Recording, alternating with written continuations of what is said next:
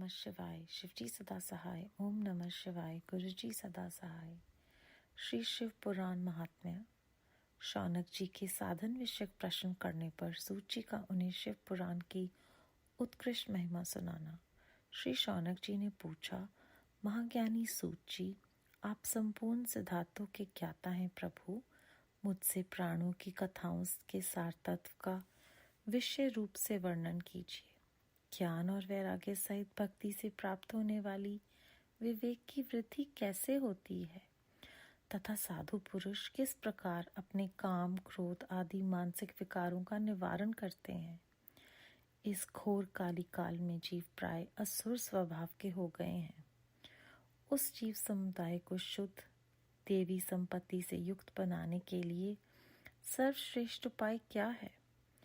आप इस समय मुझे ऐसा कोई शाश्वत साधन बताइए जो कल्याणकारी वस्तुओं में भी सबसे उत्कृष्ट एवं परम मंगलकारी हो तथा पवित्र करने वाले उपायों में भी सर्वोत्तम पवित्र कारक उपाय हो। वे साधन ऐसा हो जिसके अनुष्ठान से शीघ्र ही अंतकरण की विशेष शुद्धि हो जाए तथा उससे निर्मल चित्त वाले पुरुष को सदा के लिए शिव की प्राप्ति हो जाए। श्री सूत जी ने कहा, मुनि श्रेष्ठ शौनक, तुम धन्य हो, क्योंकि तुम्हारे हृदय में पुराण कथा सुनने का विशेष प्रेम एवं लालसा है। इसलिए मैं शुद्ध बुद्धि से विचार कर तुमसे परम उत्तम शास्त्र का वर्णन करता हूँ। वत्स, वह संपूर्ण शास्त्रों के सिद्धांत से संपन्न, भक्ति आदि को बढ़ाने वाला तथा भगवान शिव को संतुष्ट करने वाला है। कानों के लिए रसायन अमृत स्वरूप तथा दिव्य है। तुम उसे श्रवण करो मुनि। वह परम उत्तम शास्त्र है शिव पुराण, जिसका पूर्व काल में भगवान शिव ने ही प्रवचन किया था। ये काल रूपी सर्प से प्राप्त होने वाले महान त्रास का विनाश करने वाला उत्तम साधन है। गुरुदेव व्यास ने सनत कुमार मुनि का उपदेश पाकर बड़े आदर से संक्षेप में ही इस पुराण का प्रतिपादन किया है। इस पुराण के परिणयन का उद्देश्य है कलयुग में उत्पन्न होने वाले मनुष्यों के परम हित का साधन। यह शिव पुराण उत्तम शास्त्र है। इसे इस भूतल पर भगवान शिव का ही वाण्डमय रूप समझना चाहिए और सब प्रकार से इसका सेवन करना चाहिए। इसका पाठन और श्रवण सर्व साधन रूप है। इसे शिव भक्ति पाकर श्रेष्ठतम स्थिति में पहुंचा हुआ मनुष्य शीघ्र ही शिव पद को प्राप्त कर लेता है। इसीलिए संपूर्ण यत्न करके मनुष्यों ने इस पुराण को पढ़ने की इच्छा की है अथवा इसके अध्ययन को अभिष्ट साधन माना है। इसी तरह इसका प्रेम पूर्वक श्रवण भी संपूर्ण मनोवांछित फलों को देने वाला है। भगवान शिव के इस पुराण को सुनने से मनुष्य सब पापों से मुक्त हो जाता है तथा इस जीवन में बड़े बड़े उत्कृष्ट भोगों का उपभोग करके अंत में शिवलोक को प्राप्त कर लेता है। यह शिव पुराण नामक ग्रंथ 24,000 श्लोकों से युक्त है। इसकी 7 संहिताएं हैं। मनुष्य को चाहिए कि वे भक्ति, ज्ञान और वैराग्य से संपन्न हो बड़े आदर से इसका श्रवण करे। 7 संहिताओं से युक्त यह दिव्य शिव पुराण पर ब्रह्म परमात्मा के समान विराजमान है और सबसे उत्कृष्ट गति प्रदान करने वाला है। जो निरंतर अनुसंधान पूर्वक इस शिव पुराण को बांचता है अथवा नित्य प्रेम पूर्वक इसका पाठ मात्र करता है, वह पुण्य आत्मा है। इसमें संशय नहीं है। जो उत्तम बुद्धि वाला पुरुष अंत काल में भक्ति पूर्वक इस पुराण को सुनता है, उस पर अत्यंत प्रसन्न हुए भगवान महेश्वर उसे अपना पद यानी कि धाम प्रदान करते हैं। जो प्रतिदिन आदर पूर्वक इस शिव पुराण का पूजन करता है, वह इस संसार में संपूर्ण भोगों को भोगकर अंत में भगवान शिव के पद को प्राप्त कर लेता है। जो प्रतिदिन आलस्य रहित हो रेशमी वस्त्र आदि के वेष्टन से इस शिव पुराण का सत्कार करता है, वह सदा सुखी होता है। यह शिव पुराण निर्मल तथा भगवान शिव का सर्वस्व है। जो इहलोक और परलोक में भी सुख चाहता हो उसे आदर के साथ प्रयत्नपूर्वक इसका सेवन करना चाहिए। यह निर्मल एवं उत्तम शिव पुराण धर्म, अर्थ, काम और मोक्ष रूप चारों पुरुषार्थों को देने वाला है। अतः सदा प्रेम पूर्वक इसका श्रवण एवं विशेष पाठ करना चाहिए। अध्याय 1 समाप्त। ओम नमः शिवाय। शिवजी सदा सहाय। ओम नमः शिवाय। गुरुजी सदा सहाय। बेअंत शुक्राना गुरुजी महाराज। जब हम पहला ही शब्द पढ़ते हैं तो शौनक जी और सूत जी का जिक्र होता है। जिन्होंने भी पुराणों का श्रवण किया हो उन सब ने इनका नाम सुना है, वो सब इनके नाम को जानते हैं। समस्त पुराणों में शौनक उवाच पहले ही आता है। तो हमारे मन में ये सवाल उठता है कि शौनक जी हैं कौन? ये नैमिषारण्य के 88,000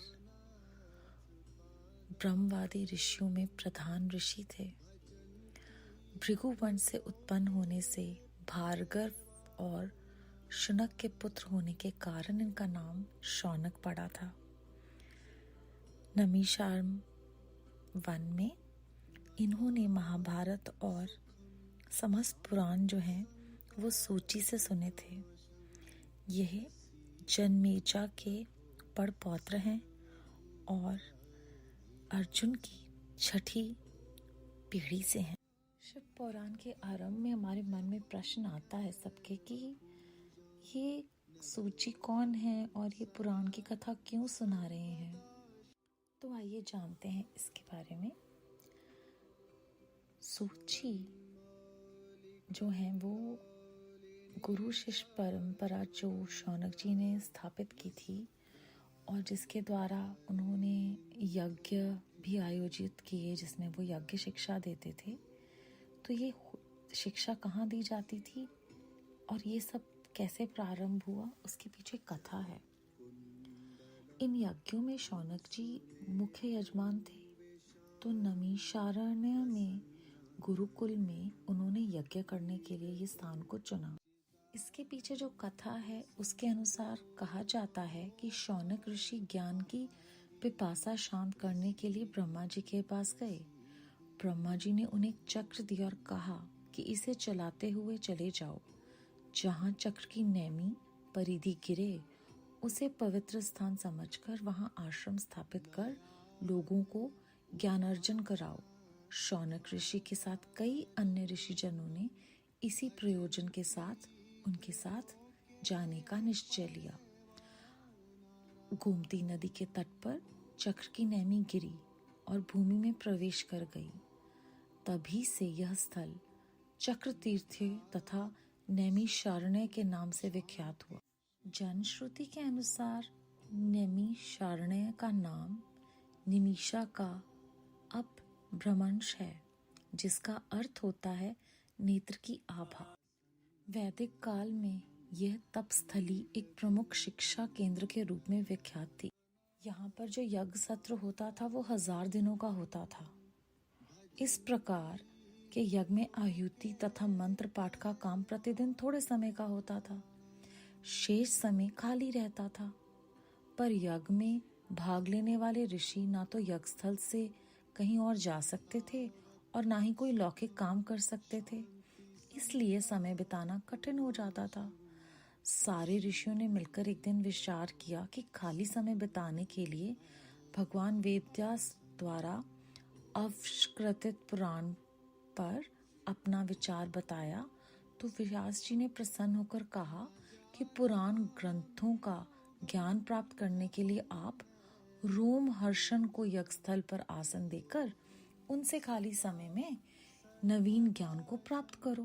व्यास जी की ये बात सुनकर सभी ऋषियों ने कहा कि भगवान रोमहर्षण तो सूत जाति के हैं, उन्हें गद्दी पर कैसे बिठाया जा सकता है। तो व्यास जी ने कहा, ऋषियों, विद्या किसी जाति और धर्म की अपेक्षा नहीं करती। उत्तम विद्या लीजिए, नीच ऊंच से बाहर निकलिए, जाति मत देखिए। रोमहर्षण ने अपनी दृढ़ता से ये विद्या प्राप्त की है। सूत जी ने देवताओं, ऋषियों और गौरवशाली राजाओं की वंशावली के साथ महापुरुषों की परंपराओं को संरक्षित किया है। सूत जी कोई जाति नहीं है। मनु जी के द्वारा ये बताया जाता है कि वो एक क्षत्रिय पिता की संतान और एक ब्राह्मण माता की संतान है। गुरु साहब की कृपा से जीवन मुक्त होने का ये जो साधन है, श्री शिव पुराण ग्रंथ, इसे हमें सुनने का मौका मिल रहा है। इस महापुराण में शिव तत्व का विशद विवेचन किया गया है। इस पुराण में शिव जी के विविध अवतारों, नामों, लीलाओं, उनकी पूजा की विधि, पंचाक्षर मंत्र की महत्ता, अनेक ज्ञानप्रद आख्यान, शिक्षाप्रद तथा उपदेश परक कथाओं का अत्यंत सुंदर आकलन किया गया है। इस महान पुराण का अनुशीलन करके हम अपने जीवन को उपकृत कर पाएंगे, क्योंकि शिव ही एक ऐसे पर ब्रह्म हैं जो अच्छे बुरे सभी के लिए सुलभ है।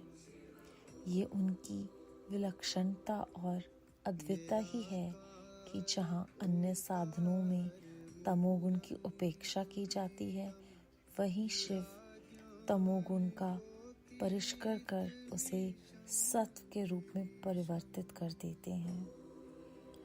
तभी तो ये महादेव हैं, इसीलिए उन्हें भोलेनाथ कहा जाता है। शिव संकल्प मस्तु। हम उनकी कृपा से, युक्ति साधना से अपना ये जीवन सफल कर पाएं, यही आशीष हमें मिले।